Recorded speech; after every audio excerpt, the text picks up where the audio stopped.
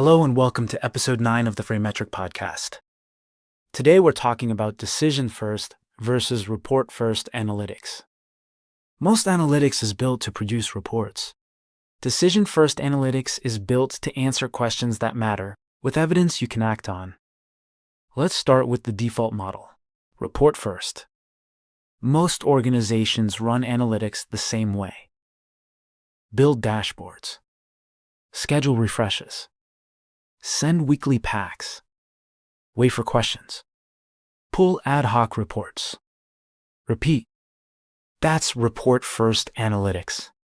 The outputs are reports, charts, and KPI walls. The goal is to surface numbers. And report-first isn't wrong. It's just incomplete. It works when metrics are stable and well understood, the audience is broad, and you're communicating status, not diagnosing change. But it struggles when decisions need to be made fast, data is messy, or the question changes daily. So why does report first struggle with decisions? Here's what typically happens. Someone sees a chart. A number looks wrong. They ask a follow-up question. An analyst pulls another report. Filters get adjusted. Definitions get clarified. Someone spots an inconsistency. More questions follow. Eventually, the answer gets found. But by then, the original context is lost. Definitions have drifted between reports. And trust has eroded because the numbers didn't match. This isn't a failure of skill. It's a failure of the model. Report-first analytics optimizes for producing outputs. It does not optimize for answering questions. So what does decision-first look like? Decision-first analytics starts with the question, not the dashboard. Instead of build a report showing income trends, you start with, why did income drop last month?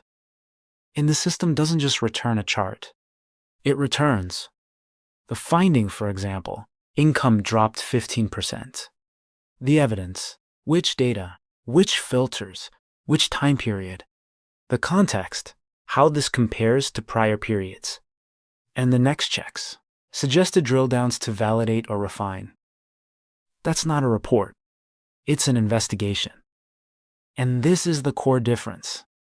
Report first asks, what is the number? Can we get a chart? Can we ship the pack on time? Decision first asks, what changed? Why did it change?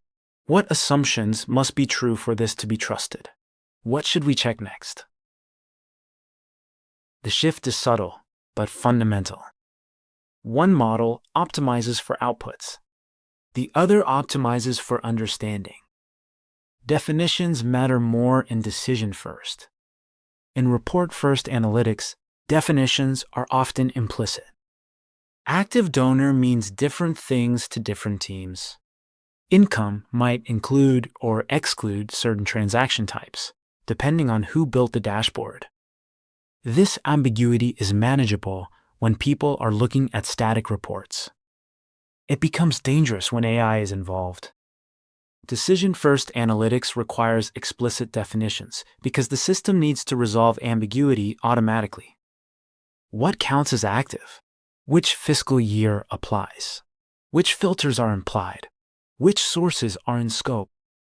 If those rules aren't explicit, the system guesses. And in analytics, guesses look plausible until they're not. This is why governed semantic layers matter. They turn implicit tribal knowledge into explicit, testable logic. Decision first also changes reusability. In report-first analytics, ad hoc requests are one-offs. Someone asks, you pull data, you share a screenshot or a PDF. If they ask again next month, you start over. In decision-first analytics, investigations are saved and rerun. A question like, what drove the change in donor retention this quarter, becomes a reusable prompt. Definitions, filters, and drill-down logic are preserved. Next quarter, you rerun the same investigation. The system applies the same logic to new data. Definitions stay consistent. comparisons stay valid. Over time, these saved investigations become a library of institutional knowledge, not buried in someone's head or a forgotten spreadsheet. Maintained, versioned, and reusable.